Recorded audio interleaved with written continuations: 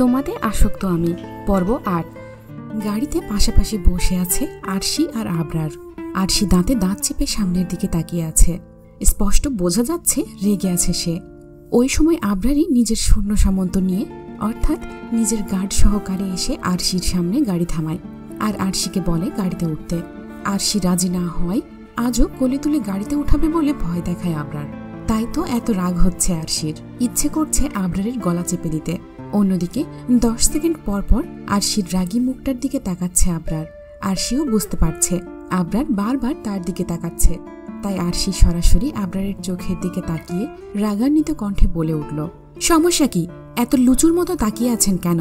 লুচুর মতো কেন? আপনি তো লুচুই। আমার কি রূপ বেড়েছে?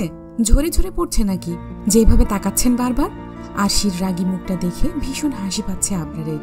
কিভাবে রাগে ফোঁসফোঁস করছে, সরু নাকের পাতা ক্ষণে ক্ষণে ফুলে উঠছে। আবরারের ইচ্ছে করছে আরশির নাকটা চেপে দিতে, কিন্তু নাক চেপে দিলে তো আরশি আবার তার গলা চেপে দেবে।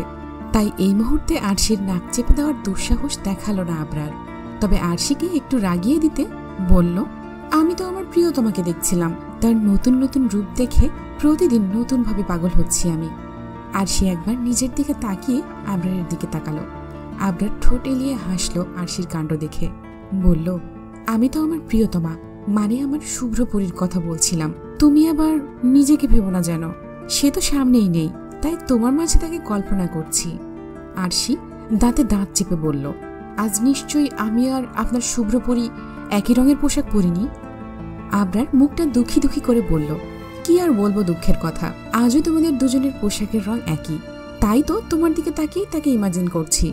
আজ সে শুভ্রপরী থেকে আসমানি পরী হয়ে গেছে, তুমি আবার তাকে হিংসে করো না যেন। চরম পর্যায়ে রেগে গেল আরশি। কোথায় আছে, গাড়িতে কে আছে সব ভুলে চিৎকার করে বলল, ফাজলামি করেন আমার সাথে? আপনি প্রিয়তমা না পরী, তার কি করণীয় জানেন? আবরার বোকার মতো দুই দিকে মাথা নাড়ালো, মানে সে জানে না।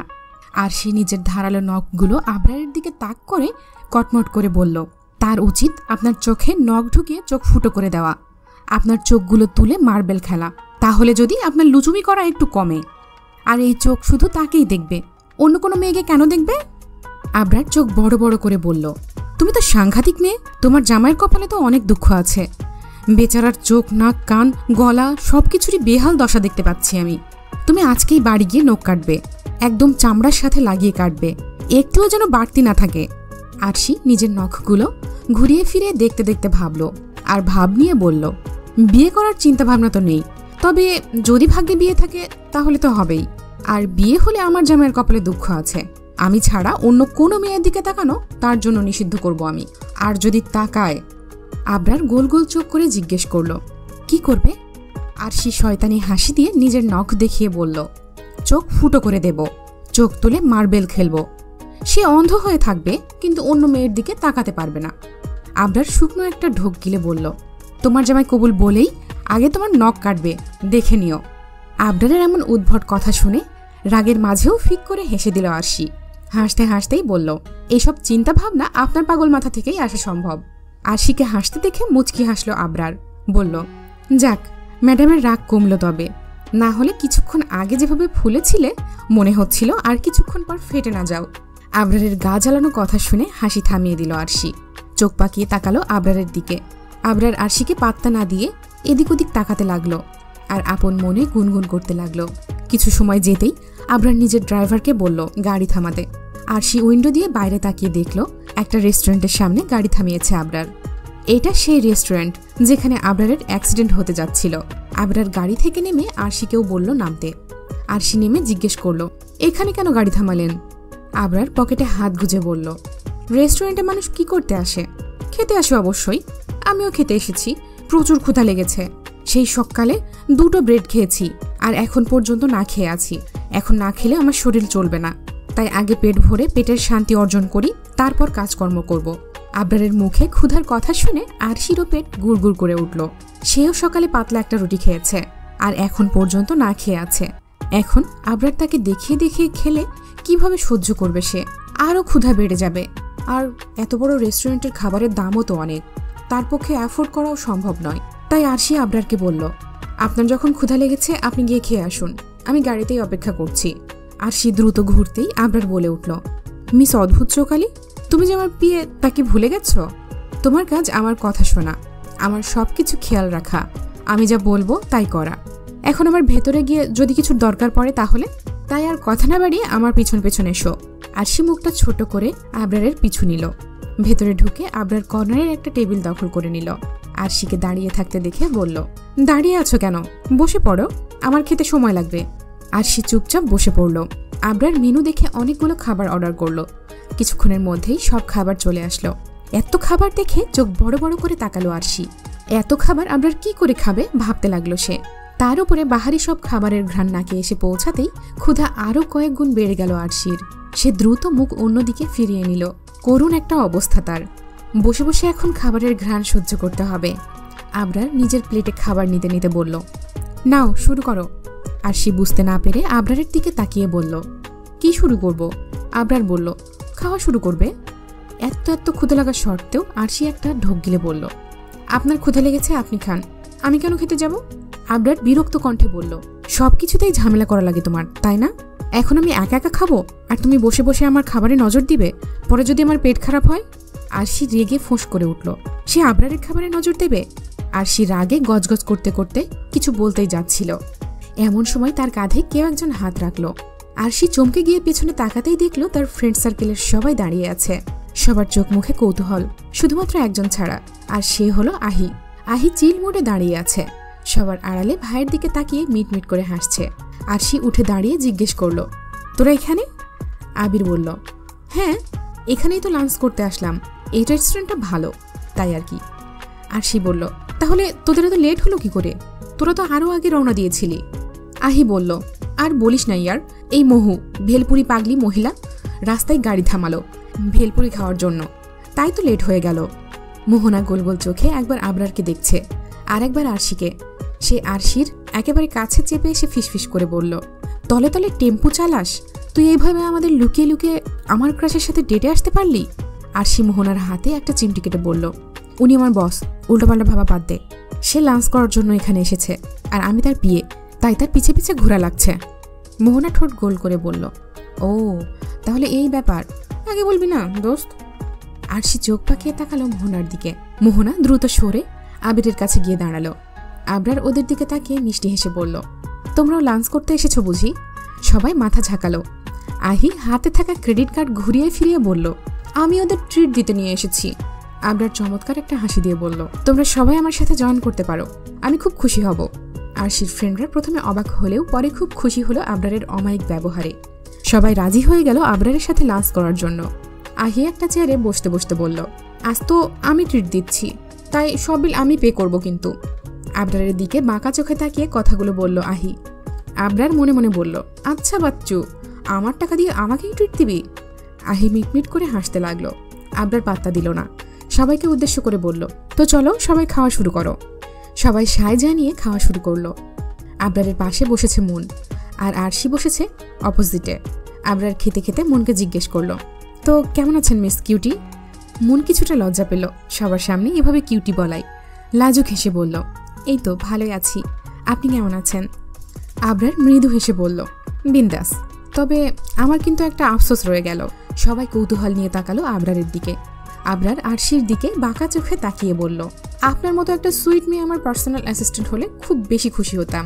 আপনার মতো একটা মিষ্টি কিউট মেয়ে আমার দরকার ছিল, কিন্তু পেয়ে গেলাম একটা ঝালমরিচ। সবাই শব্দ করে হেসে উঠল, কারণ আবরার যে আরশিকেই ঝালমরিচ বলেছে তা সবাই বুঝতে পেরেছে। অন্যদিকে মুড অফ হয়ে গেল আরশির। সে চুপচাপ নিচের দিকে তাকিয়ে খাবার নাড়াচাড়া করতে লাগলো। আবরার সবার সাথেই টুকটাক কথা বলছে খেতে খেতে, কিন্তু আরশির দিকে তাকাচ্ছেও না, যেন আরশি নামের কেউ এখানে নেই। আরশি খাচ্ছে কম, এসব দেখছে বেশি। আবরার এভাবে ইগনোর করাই মনের মাঝে একটা চাপা কষ্ট অনুভব করলো আরশি। এতক্ষণ পেটে প্রচণ্ড ক্ষুধা থাকলেও এখন কেন যেন গলা দিয়ে খাবার নামছে না। কোনো রকমে অল্প একটু খেলো সে। খাওয়া শেষ করে সবাই আরও কিছুক্ষণ গল্প করলো। এর মাঝে আরশি একটা কথাও বলেনি, সে চুপচাপ বসেছিল। আবরার সবার জন্য আইসক্রিম অর্ডার দিল। তারপর খাওয়া শেষ করে রেস্টুরেন্ট থেকে বের হলো সবাই। আবরার সবাইকে বিদায় জানিয়ে আরশিকে নিয়ে গাড়িতে উঠল, রওনা করলো অফিসের উদ্দেশ্যে। গাড়িতে বসে আরশি একবারও আবরারের দিকে তাকালো না, আর না কোনো কথা বলল। ব্যাপারটা আবরারের নজরে আসতেই সে বুঝতে পারল কোনো কারণে আরশির মন খারাপ, কিন্তু বুঝতে পারল না। একটু আগেও তো ঠিক ছিল সে। আবরার একটু গভীরভাবে ভাবতেই বুঝতে পারল বিষয়টা। সে এটা ওটা বলে আরশিকে রাগানোর চেষ্টা করলো, কিন্তু কোনো লাভ হলো না। তাই একসময় চুপ হয়ে গেল সে। অফিসে পৌঁছাতেই নিজের কাজে লেগে পড়ল আরশি। তবে আরশি খেয়াল করলো তাদের ফ্লোরে আজ কোনো ছেলে কাজ করছে না, সব মেয়ে।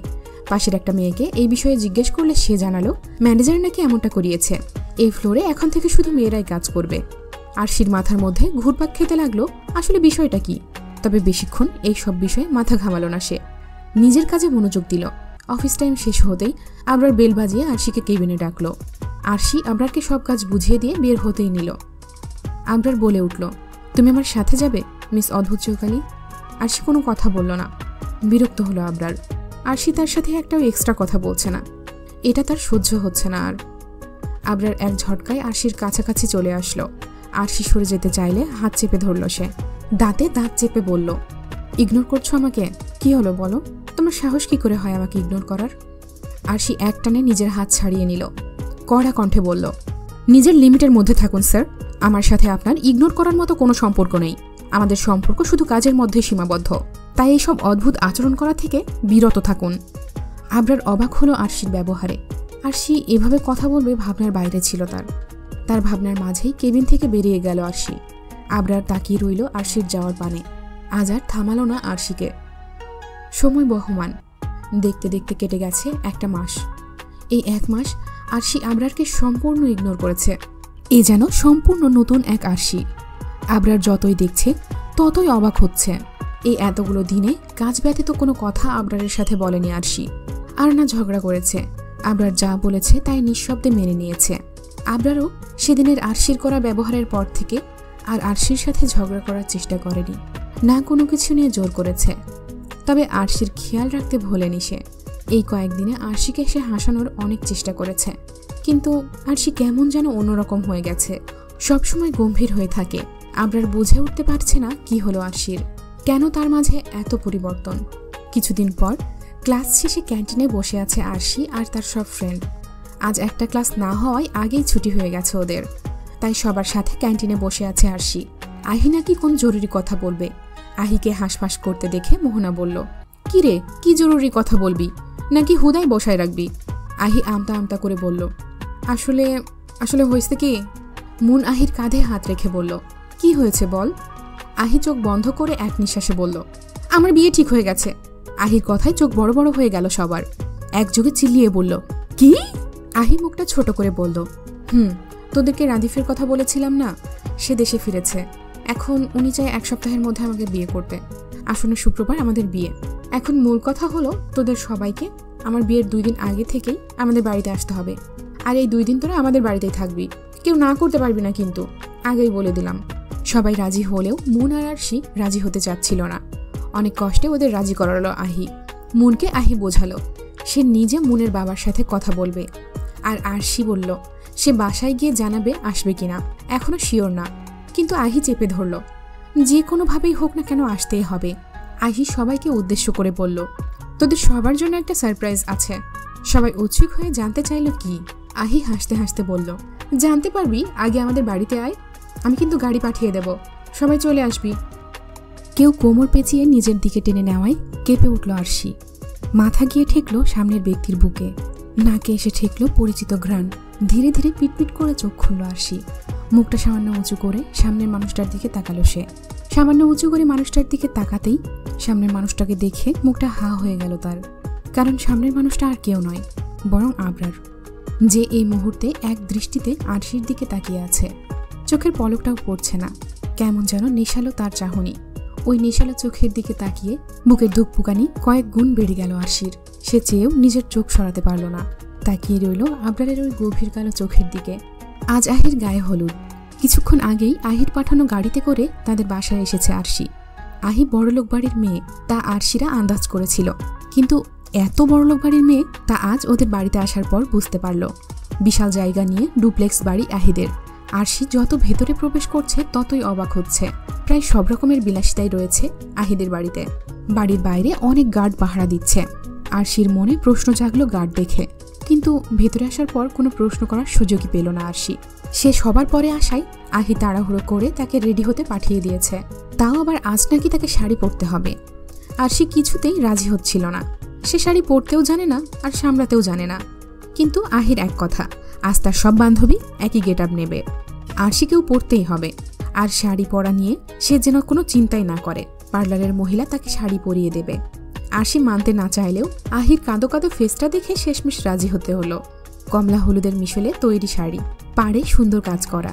আরশিকে শাড়ি পরানো শেষ হতেই আহি, মোহনা, মুন সবাই হা করে তাকালো তার দিকে, কারণ এই প্রথম আরশিকে তারা শাড়ি পরা অবস্থায় দেখল। আহি আরশির কাছে গিয়ে আরশির চারপাশে ঘুরে ঘুরে ওকে দেখতে লাগলো আর বলল, দোস্ত তোকে তো হ্যাপি মানিয়েছে রে, শাড়িতেই নারী। কথাটা আসলেই ঠিক। কথা বলতে বলতে এক টানে আরশির চুলের কাঁটা খুলে দিল আহি।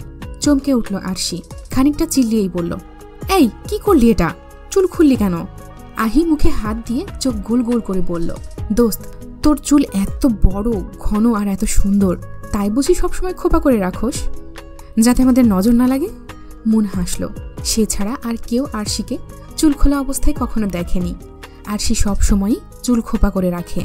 আহির কথায় বিরক্ত হলো আরশি, বলল, আরে আমার চুল সামলাতে সমস্যা হয়, খোলা রাখলে পেঁচিয়ে যায়, পরে আঁচড়াতে অনেক অসুবিধা হয়, তাই খোপা করে রাখি। এখন আমাকে খোপা করতে দে। দেখলি তো আমার চুল। আহি সাথে সাথে বাধা দিয়ে বলল, আজ খোপা হচ্ছে না, আজ আমরা সবাই এক সাজ দেব। আগেই তো বললাম, তাই আজ চুল খোলা রাখতে হবে তোর। আর কোনো কথাই শুনতে চাচ্ছি না। আরশি কিছু বলতে চাইলেও আহি থামিয়ে দিয়ে পার্লারের মহিলাকে বলল তাদের মতো হেয়ার স্টাইল করে দিতে। শেষে ভারী সাজ দেওয়ার কথা বলতেই রেগে যায় আরশি। সে ভারী সাজ সহ্য করতে পারে না, মনে হয় দম বন্ধ হয়ে যাচ্ছে। তাই আহি পার্লারের মহিলাকে বলল আরশিকে হালকা করে সাজিয়ে দিতে। সাজানো শেষ হতেই রুম থেকে বেরিয়ে এসেছে আরশি। ওখানে বসে থাকলে আহি আরও কি আবদার জুড়ে বসে সেই ভয়ে। আর এমনিতেও সে শাড়ি পরে হাঁটতে পারে না, তাই ভেবেছিল আস্তে ধীরে নিচে নেমে বসে থাকবে। কিন্তু যেটার ভয় ছিল সেটাই হলো। রুম থেকে বেরিয়ে কিছু দূর যেতেই শাড়িতে পা বেঁধে পড়তে নিয়েছিল আরশি। আর এমন সময় কেউ একজন তার কোমর পেঁচিয়ে ধরে। মুন আর মোহনার কথার আওয়াজ কানে পৌঁছাতেই ধ্যান ভাঙে আরশির। এক টানে আবরারের হাত কোমর থেকে ছাড়িয়ে পিছিয়ে যায় সে। হাঁসফাঁস করতে থাকে কেউ দেখে ফেলেছে কিনা, আর মনের মধ্যে ঘুরপাক খেতে থাকে আবরার এখানে আসলো কি করে। সে যেন এখনো ঘোরের মাঝেই ডুবে আছে। আরশির ভাবনার মাঝেই মুন আর মোহনা আহিকে নিয়ে আসে। আরশির পাশে এসে দাঁড়ায়। এর মাঝেই আদিব আর রাহুলও রেডি হয়ে বেরিয়ে এসেছে। তাদের চেহারাতেও স্পষ্ট অবাক ভাব। আহি এগিয়ে গিয়ে আবরারের হাত জড়িয়ে ধরে বলল, কি অবাক হয়েছিস তোরা? তাই তো বলেছিলাম না তোদের জন্য সারপ্রাইজ আছে। এটা হলো সারপ্রাইজ। তোদের সবসময় বলতাম না আমার একটা জল্লাদ ভাই আছে। সো মিট মাই জল্লাদ ভাই, এমপি আজওয়াদ আবরার। আহি হাত জড়িয়ে ধরায় ঘোর ভাঙল আবরারের। বোনের কথায় মৃদু হাসে আবরার। অন্যদিকে সবার মুখ হা হয়ে গেছে আহির কথায়। আর সে বুঝতে পারে আবরার কেন আজ অফিসে যায়নি, আর তাকেও কেন ছুটি দিয়েছে।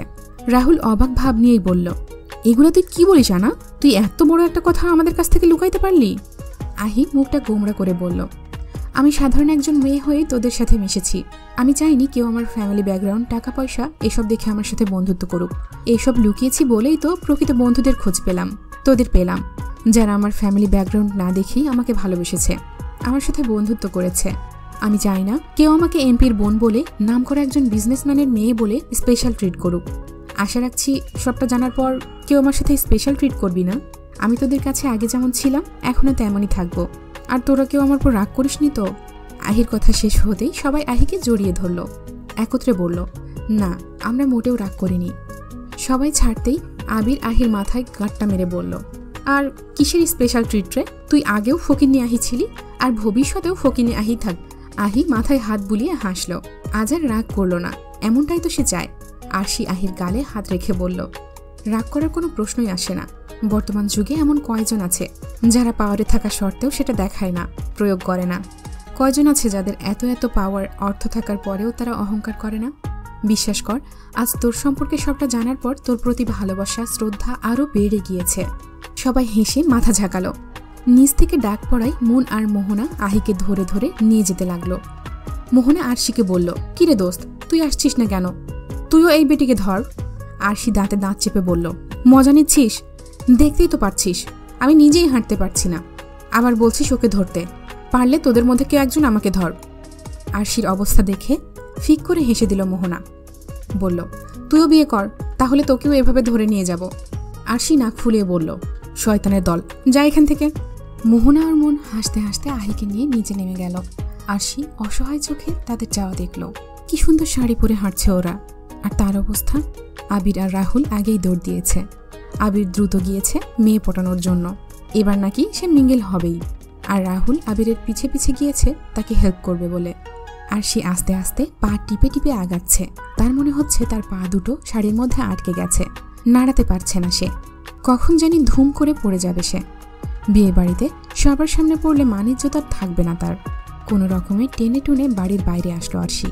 বাড়ির সামনে খোলা জায়গায় স্টেজ তৈরি করা হয়েছে। আহিকে স্টেজে বসানো হয়েছে। সেও ধীর পায়ে স্টেজে গেল। একে একে সবাই হলুদ ছোঁয়ালো আহিকে। হলুদ ছোঁয়ানো শেষে আহি নিজের সব ফ্রেন্ডদের নিয়ে গ্রুপ ফটো তুলল। পুরো সময়টা জুড়ে ছেলে পক্ষ থেকে আসা একটা ছেলে খুব বিরক্ত করছে আরশিকে। ছেলেটার নাম আসিফ। আসিফ একবার তার চোখের প্রশংসা করছে, তো একবার তার চুলের। ছেলের পক্ষে সবাই হলুদ দিয়ে চলে গেলেও এই ছেলেটা যায়নি, আরশির আগে পিছে ঘুরছে। আহির শ্বশুরবাড়ির লোক বলে আরশিও কিছু বলতে পারেনি, তবে যতটুকু পারছে এড়িয়ে চলছে আসিফকে। আসিফের এসব কর্মকাণ্ড নজর এড়ায়নি আবরারের। সে তীক্ষ্ণ দৃষ্টিতে সবটা লক্ষ্য করছে। একেতে শাড়ি, খোলা চুল, তার উপর আরো বড় আপদ হলো আসিফ নামের এই ছেলেটা। ফটো তোলা শেষ হতেই স্টেজ থেকে নেমে বাগানের দিকে চলে আসলো আরশি। এখনো অনেক সময় বাকি অনুষ্ঠান শেষ হতে, আর তার অবস্থা নাজেহাল। তাই বাগানে এসে বড় একটা শ্বাস টানল সে। মুক্ত বাতাসের সাথে ফুলের মিষ্টি ঘ্রাণ এসে নাকে ঠেকল। এমন সময় চুলে টান পড়লো আরশির। চুলে টান পড়তেই আহ শব্দটা বেরিয়ে আসলো আরশির মুখ থেকে। পিছে ফিরতেই দেখলো আবরার তার চুল ধরে রেখেছে। গল্পের বাকি পর্বগুলো দেখতে আমাদের চ্যানেলটি সাবস্ক্রাইব করে রাখুন। আর গল্পটি কেমন লাগছে জানাবেন কিন্তু। ভুল ত্রুটি ক্ষমার দৃষ্টিতে দেখবেন। ধন্যবাদ।